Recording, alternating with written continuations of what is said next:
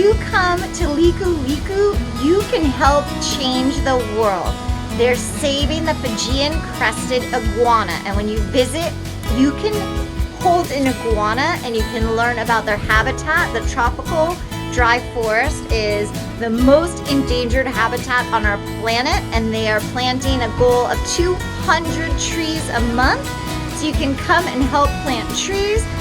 And they've been very busy getting rid of the invasive species so that when they release the iguanas from the captive breeding program, then the iguanas will be safe. Do you want to see my little friend up close? Hello!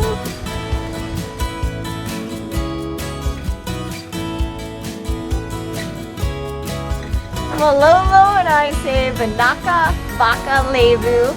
Thank you for learning about the Fijian Crested Iguana, and we hope that you come visit Likuliku in the Mamanuca.